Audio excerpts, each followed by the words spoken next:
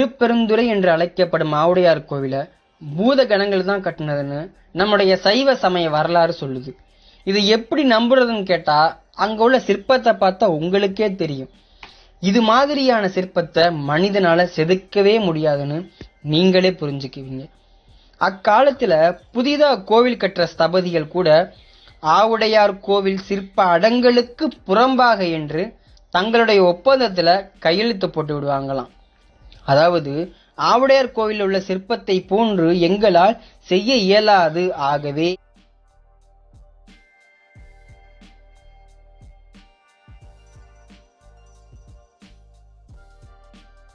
Hi friends, welcome to my channel Kalyani vlogs and cooking. இன்றைக்கி ஒரு கோதுமை மாவு அப்பம் தான் பண்ண போகிறேன். அதுக்கு அரை கப்பு இப்படி வச்சுருக்கேன். கோதுமை மாவுக்கு 1/4 கப்பு வெல்லம் தூளாக முணுக்கி வச்சுருக்கேன்.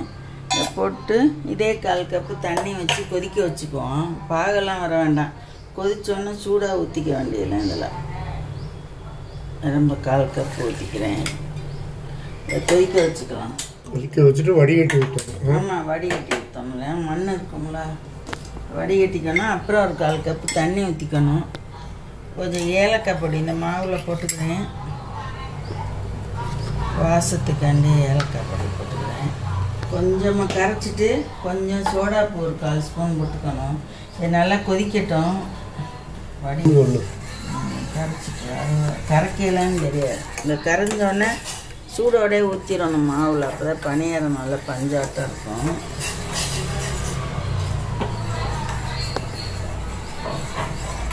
நல்லா கரையன்ட்டு கொதிக்க வேண்டாம். கொஞ்சம் நேரம் நின்று ஒரு 5 நிமிஷம் இது கொஞ்சமாக சோடாப்பு போட்டு ஒரு 1/4 ஸ்பூன் போட்டு மூடி வைக்கணும். அப்போ தான் நல்லாயிருக்கும் பணியாரம். நீங்கள் அது வேணுன்னா போட்டுக்கோங்க, இல்லைன்னா அதை ஸ்கிப் பண்ணிக்கோங்க. போட்டால் நல்லாயிருக்கும். கொஞ்சமாக போட்டுக்கலாம், நிறைய போடணும்னு அவசியம் இல்லை. இப்போ கரைஞ்சிருச்சு. இதை வடிகட்டிக்குவாங்க. இதில் நல்லா கரைஞ்சிருச்சு பாருங்கள், கட்டி இல்லாமல்.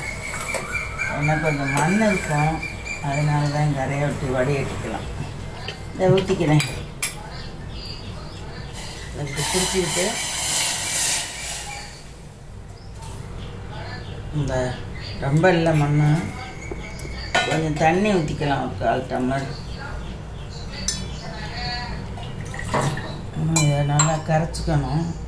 இந்த வெல்லம் ஒட்டி இருக்குது, அதனால் கொஞ்சமாக தண்ணி ஊற்றிக்கிட்டு பார்த்துக்கிட்டு ஊற்றிக்குவோம். நம்ம இட்லி மாவு பார்த்துக்கு தான் இருக்கணும். காமிக்கிறேன் பாருங்க. கொஞ்சமாக 1/4 ஸ்பூன் சோடாப்பு போட்டு நல்லா கலக்கிட்டேன். கொஞ்சம் தண்ணி ஊற்றி இந்த மாதிரி இட்லி மாவு மாதிரி பார்த்துக்கு வரணும். இப்படி ஊற்றுனா இப்படி ரொம்ப தண்ணியாக போயிட்டால் நல்லா இருக்காது. பணியாரத்துக்கு கலக்கிற மாதிரி நல்லா அடித்து இப்படி கலக்கிடணும். 1/4 ஸ்பூன் சோடாப்பு போட்டு அதை வீடியோ ஆன் பண்ணாம விட்டேன். ஒரு 10 நிமிஷம் மூடி வச்சுருங்க. பாருங்கள், கட்டி இல்லை, இட்லி மாவு மாதிரி. இட்லி மாவு மாதிரியும் சரியாக இருக்குது, கெட்டியாக தான் இருக்கணும். தண்ணியாக இருந்தால் அப்பம் இதுவாட்டம் போயிடும், தோல். அதாவது ஊற்றுறதுக்கு அப்புறம் வேகலைன்னா கொஞ்சம் தண்ணி ஊற்றிக்கணும். ஆமாம், வேகலைன்னா ஊற்றிக்கணும். இது கரெக்டாக உள்ள மாவாக இருந்தால் ஊற்றிக்கணும். கருப்பட்டி பணியாரம் மாதிரி தான் கெட்டியாக இருக்கும். எண்ணெய் ஊற்றி வச்சுருக்கேன் கடாயில். காயட்டம் ஊற்றிக்குவோம் பணியாரம். மாவு 10 நிமிஷம் ஆயிடுச்சு. நல்லா அப்படி அடித்து கலக்கிக்குவோம்.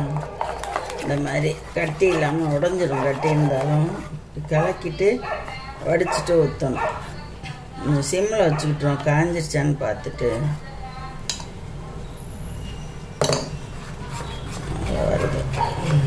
நல்லா வருது பாப்பம். ஊற்றி மாவு இருந்தால் லேசாக தண்ணி ஊற்றிக்கலாம். மேலே வந்துருச்சு. இப்போ கொஞ்சம் அடுப்பை குறைச்சிக்கலாம். சிம்மில் வச்சுட்டு ஊற்றுவோம், ஏன்னா உள்ளே கருகிரும், வேகாது. பாருங்கள், இப்படி வடிச்சிட்டு ஒரு இடமா ஊற்றிக்குவோம். ஒரே இடமா பணியாரம் மாதிரி ஊற்றணும்.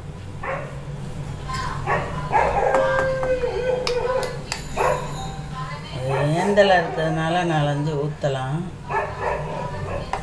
உருண்டை சட்டி வச்சின்னா ஒன்று தான் ஊற்ற முடியும். அரை கரண்டி தான் கொள்ளும், சின்ன கரண்டி.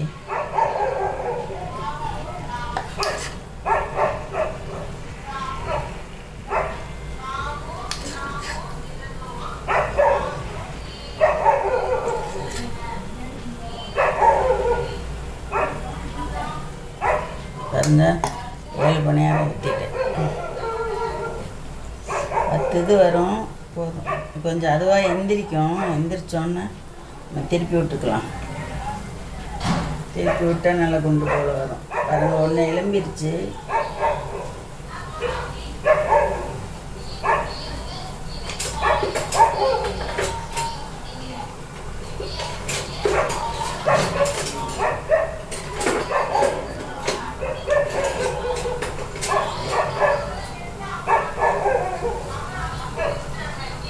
பாருங்க இந்த மாதிரி எலும்பணும்.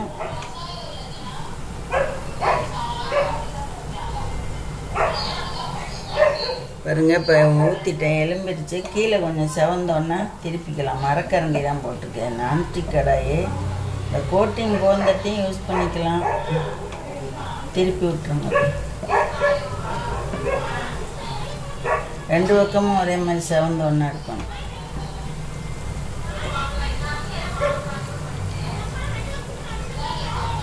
நல்ல கந்தர்ப்பம் மாதிரி வருது பாருங்க. லைட்டாக நம்ம கொஞ்சம் வெந்தோன்னா அதுவாக வந்துடும். கொஞ்சம் தீயை தூண்டிக்கும். வெந்தோடனே குறைச்சிக்கலாம்.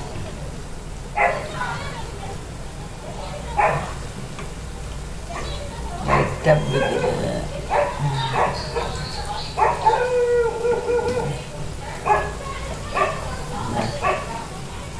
இந்த பக்கம் வேணும்.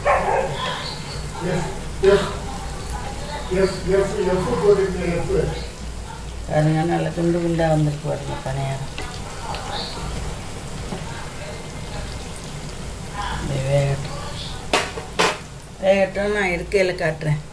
திருப்பி விடணும். இன்னொரு தரம் திருப்பிட்டு எடுக்கணும். பாருங்க அது வெந்துருச்சு. இதை எடுத்துக்கலாம். எண்ணெயை வடிச்சிட்டு எடுத்துக்கலாம். இதுவும் வந்துருச்சு. நான் ஒன்று தான் 2 இருக்குது ஊற்றிக்கலாம். ஒன்று சின்னமாக தான் ஊற்றினேன். வேணா நம்ம கொஞ்சம் பெருசாக ஊற்றிக்கோங்க. அதை எடுத்துடலாம். நான் 2 இருக்குது ஊற்றிக்கலாம். எல்லா பக்கமும் வேகட்டும். திருப்பி விட்டுருவோம். வந்துருச்சு. 2 இருக்குது. அதை ஊற்றிக்கலாம். வெள்ளப்படியாரம் ஊற்றுற மாதிரி தான். அதே மாதிரி ஆட்டாமல் அப்படிதான் ஊற்றணும்.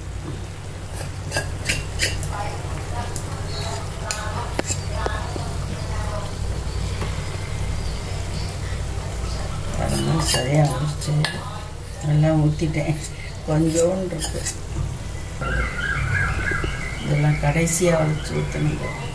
கொஞ்சம் விட்டு இதை எடுத்துக்கலாம். இது வந்துருச்சு. இப்போ ஒரு பேசினில் வச்சு காமிக்கிறேன்.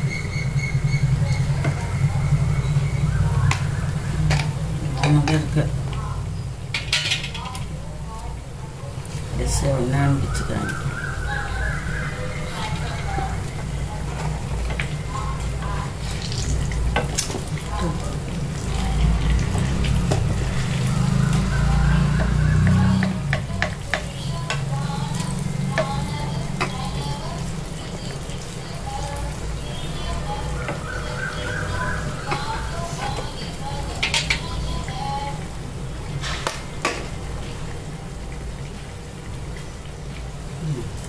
அழகாக இருக்குல்ல.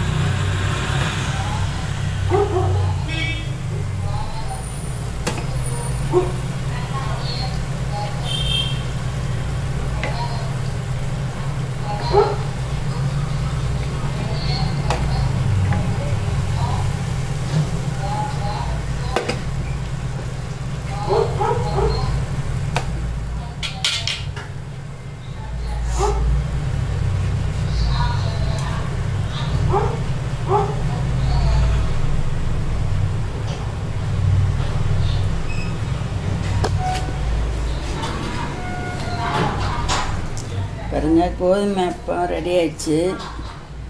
கோதுமை அப்பம் ரெடி ஆயிடுச்சு பாருங்க, எவ்வளோ புசு புசுன்னு குண்டாக இருக்குது. ரொம்ப சுடுது. நான் ஆற ஒட்டி ஒன்று பிச்சு காமிக்கிறேன். இதுபோல் நீங்களும் செஞ்சு பாருங்கள். உங்கள் லைக் அண்ட் கமெண்ட்ஸை ஷேர் பண்ணுங்கள். மறக்காமல் சப்ஸ்கிரைப் பண்ணுங்கள். தேங்க்ஸ் ஃபார் வாட்சிங். நல்லா புசு புசுன்னு இருக்கு வருங்க. இந்த ஆற ஒட்டி ஒன்று பிச்சு காமிக்கிறேன்.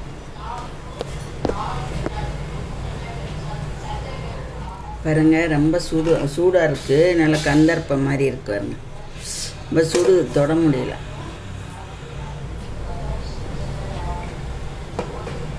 பாருங்க நல்லா வெந்திருக்கு. உள்ள மாவெல்லாம் இல்லை. ஆற ஒட்டி சாப்பிட்லாம். இதுபோல் நீங்களும் செஞ்சு பாருங்கள். உங்கள் லைக் அண்ட் கமெண்ட்ஸை ஷேர் பண்ணுங்கள். மறக்காமல் சப்ஸ்கிரைப் பண்ணுங்கள். தேங்க்ஸ் ஃபார் வாட்சிங்.